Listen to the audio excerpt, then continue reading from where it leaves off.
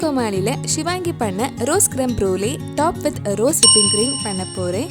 இந்த டேஸ்டியான dessert recipe எப்படி செய்யறதுன்னு இந்த வீடியோல பார்க்கலாம். ஃபர்ஸ்ட் ரோஸ் எசன்ஸ் ரெடி பண்ணுறதுக்காக கொஞ்சம் ரோஸ் பெட்டல்ஸ் 2-3 வாட்டி வாஷ் பண்ணி எடுத்திருக்கேன்.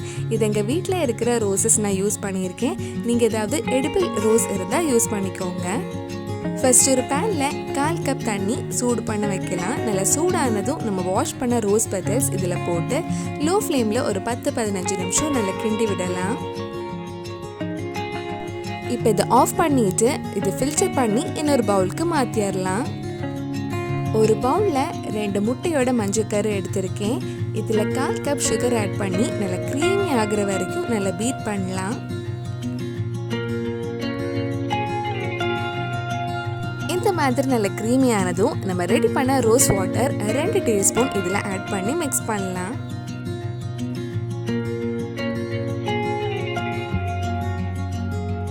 இது ரெடி பண்ணுற டைமில் கொஞ்சம் விப்பிங் க்ரீமும் பாலும் சூடு பண்ணி லைட்டாக கொஞ்சம் ஆற வச்சுருங்க. நான் 3/4 கப் விப்பிங் க்ரீம் 1/4 கப் பால் எடுத்திருக்கேன்.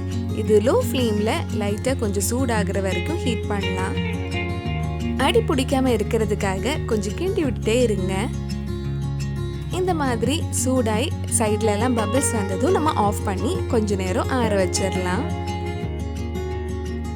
ரொம்ப நல்லா ஆற வேண்டாம். லைட்டாக கொஞ்சம் சூடு இருக்கும்போது நம்ம ஃபர்ஸ்ட் பீட் பண்ண முட்டையில் இது கொஞ்சம் கொஞ்சமாக ஊற்றி மிக்ஸ் பண்ணிகிட்டே இருக்கலாம்.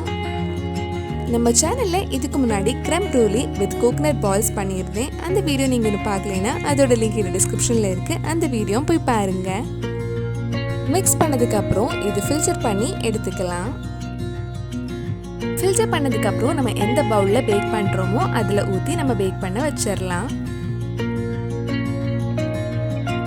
உங்ககிட்ட ஓவன் இல்லைன்னா இந்த மாதிரி ஒரு கடாயில் கொஞ்சம் தண்ணி எடுத்துக்கோங்க. நடுவில் ஒரு ஸ்டாண்ட் வச்சு நம்ம பேக் பண்ணி எடுக்கலாம். மூடி வச்சு லோ டு மீடியம் ஃப்ளேமில் ஒரு 45 நிமிஷம் இருக்கட்டும். பேக் பண்ணதுக்கப்புறம் நல்லா ஆற வச்சு ஃப்ரிட்ஜில் ஒரு 1.5 மணி நேரம் செட் பண்ண வச்சுருங்க.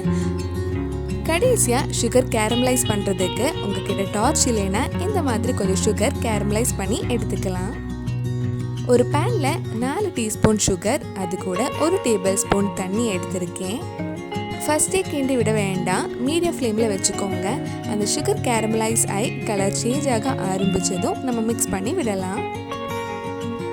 இந்த மாதிரி நல்ல கோல்டன் கலரில் சுகர் கேரமலைஸ் ஆனதும் நம்ம ஃப்ரிட்ஜில் வச்சுருந்த நம்ம creme brulee எடுத்து அதுக்கு மேலே இது ஊற்றி நல்லா ஸ்ப்ரெட் பண்ணி விட்டுக்கலாம். அது ஆறின உடனே நல்ல கிறிஸ்டல் மாதிரி ஆயிடும். இதுக்கு மேலே டாப் பண்ணுறதுக்காக ஒரு ரோஸ் விப்பிங் க்ரீம் ரெடி பண்ணலாம். அதுக்கு ஒரு பவுலில் 1/4 கப் விப்பிங் க்ரீம் எடுத்திருக்கேன். இது கூட 2 டீஸ்பூன் பவுடர் பண்ண சுகரும் 2 டீஸ்பூன் நம்ம ரெடி பண்ண ரோஸ் வாட்டரும் ஆட் பண்ணி நல்லா ஸ்டிஃப் பீக் வரது வரைக்கும் நல்லா பீட் பண்ணலாம்.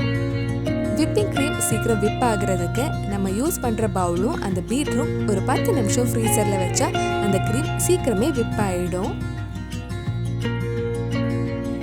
இந்த மாதிரி க்ரீம் நல்லா ஸ்டிஃபாக க்ரீமியாக இருக்கணும். இந்த விப்பிங் க்ரீம் நம்ம ரெடி பண்ண creme brulee மேலே வைக்கலாம்.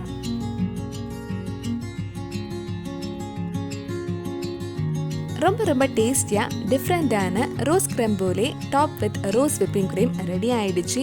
கண்டிப்பாக நீங்களும் இந்த ரெசிபி உங்கள் வீட்டில் செஞ்சு பாருங்கள். பிடிச்சிருந்தா இந்த வீடியோவை லைக் பண்ணுங்கள், உங்கள் ஃப்ரெண்ட்ஸ் அண்ட் ஃபேமிலிக்கு ஷேர் பண்ணுங்கள்.